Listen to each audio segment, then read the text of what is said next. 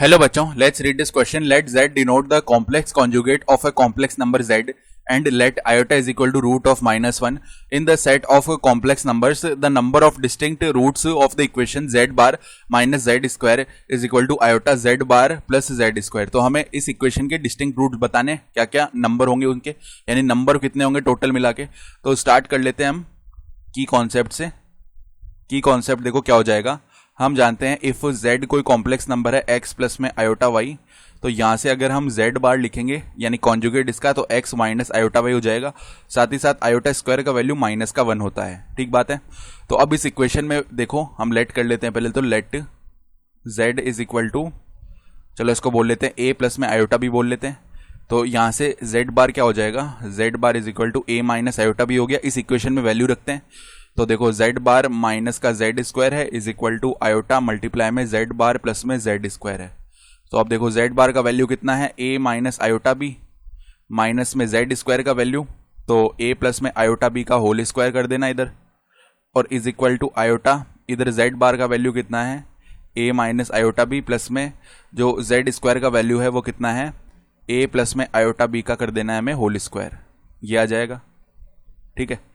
तो अब देखो होल स्क्वायर ओपन करते हैं, a minus iota b minus यहाँ पे जब होल स्क्वायर ओपन किया तो a स्क्वायर प्लस में आयोटा स्क्वायर बी स्क्वायर आएगा, और आयोटा स्क्वायर का वैल्यू -1 होता है तो माइनस का बी स्क्वायर हो गया, और प्लस में 2a आयोटा बी ये आ जाएगा. Then is equal to iota इधर a माइनस आयोटा बी, और इधर भी होल स्क्वायर ओपन किया तो a स्क्वायर प्लस में माइनस में बी स्क्वायर और प्लस में 2a आयोटा बी, ये टर्म आ जाएगा. ठीक बात है.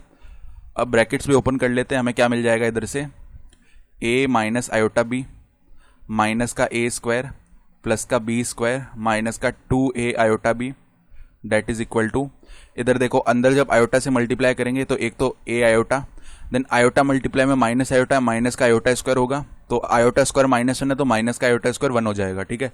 तो इवेंचुअली ये वैल्यू कितना आ गया हमारे पास, प्लस का b ही आ जाएगा. ठीक है. देन प्लस में a स्क्वायर आयोटा माइनस का आयोटा बी स्क्वायर ये बन गया, और देखो प्लस में यहाँ पे आयोटा स्क्वायर बनेगा जो कि इसको माइनस बना देगा, तो माइनस का 2ab ये टर्म बन गए. ठीक बात है. तो यहाँ से देखो फर्दर क्या हो रहा है, हम सेपरेट कर लेते हैं टर्म्स को. तो a माइनस a स्क्वायर और b स्क्वायर इनको एक साथ लिख लिया, a minus a square plus में b स्क्वायर ये हमारा रियल पार्ट हो गया है, और यहाँ पे माइनस में अगर हम आयोटा ले लें कॉमन तो एक तो b बच जाएगा और प्लस का 2ab ये बच गया. ठीक है. इज इक्वल टू यहाँ से भी देखो रियल पार्ट एक तो b हो जाएगा, देन माइनस का 2ab हो जाएगा. ठीक है. तो b माइनस 2ab, और यहाँ से देखो क्या करते हैं, प्लस में आयोटा जैसे हमने कॉमन किया तो अंदर कौन कौन से टर्म बच जाएंगे, एक तो यहाँ से a बच गया, तो a प्लस में a स्क्वायर और माइनस का b स्क्वायर ये टर्म बच रहे हैं. तो अब देखो दो कॉम्प्लेक्स नंबर है, दोनों आपस में इक्वल है, तो इनके रियल पार्ट और जो इमेजिनरी पार्ट है उनको कंपेयर कर सकते हैं. तो पहले तो बोल दिया हमने a minus a square plus में b स्क्वायर ये किसके इक्वल आएगा, इसका रियल पार्ट क्या है b माइनस 2ab, तो b माइनस 2ab इसको इक्वेशन 1 बोल दिया. तो यहाँ से देखो अब इमेजिनरी पार्ट्स को कंपेयर कर लेते हैं. तो हमें क्या मिल जाएगा फर्दर, यहाँ से बोल सकते हैं कि a plus a square minus b square, a plus a square minus b square, इसका जो वैल्यू है किसके इक्वल आएगा, यहाँ पे माइनस से मल्टीप्लाई करना पड़ेगा, तो माइनस b माइनस का 2ab ये हो गया. इसको इक्वेशन 2 बोल देते हैं. तो अब इक्वेशन 1 और इक्वेशन 2 को ऐड करेंगे, तो यहाँ से a प्लस a 2a हो जाएगा, a square minus a square तो 0 हो गया, b square minus b square 0 हो गया. ठीक है. इधर से b माइनस b 0 हो गया, तो माइनस का ये बचेगा 4ab. ठीक है. तो अब देखो 2 जो है डिवाइड कर देगा 4 को 2 टाइम्स, यानी a का वैल्यू आ गया माइनस का 2ab. अब अगर हमने a कॉमन कर लिया इधर से तो 1 प्लस में 2b बच जाएगा डेट इज इक्वल टू 0. तो एक तो a का वैल्यू आ गया 0 और एक b का वैल्यू आ गया माइनस का 1/2. तो फर्स्ट केस अगर हम a इज इक्वल टू 0 रख रहे हैं, ठीक है, a इज इक्वल टू जैसे हमने क्या रख दिया 0 रख दिया इन इक्वेशन 1, तो देखो हमें यहाँ से क्या मिल जाएगा, b square is equal to b मिल जाएगा. ठीक बात है. क्योंकि a तो 0 हो गया ना, तो यहाँ से b कॉमन कर लिया तो b minus 1 is equal to 0. ठीक है. इसका मतलब एक तो b का वैल्यू 0 मिलेगा और एक b का वैल्यू 1 मिल जाएगा. तो एक हमारा कॉम्प्लेक्स नंबर क्या हो गया, z is equal to a plus में आयोटा b के फॉर्म में है ना, तो 0 प्लस में 0 आयोटा, और एक हो गया z is equal to 0 plus में आयोटा. या 1 आयोटा, ठीक है। तो ये तो इस तरीके से दो कॉम्प्लेक्स नंबर आए।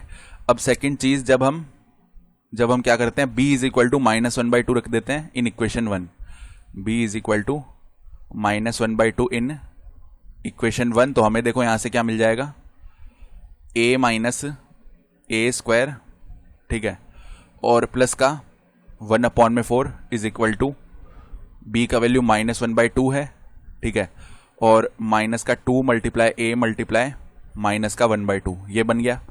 यानी कि इधर से देखो a minus A square 1/4 plus में 1/2, तो एलसीएम लेंगे तो हमारे पास कितना आएगा यहाँ पे 3/4, तो प्लस का 3/4 इधर बन गया, और यहाँ पे देखो प्लस का a बन जाएगा, केवल a से ये a हो गया, यानी कि a स्क्वायर का वैल्यू आ गया 3/4, यानी a का वैल्यू आ गया प्लस माइनस √3/2।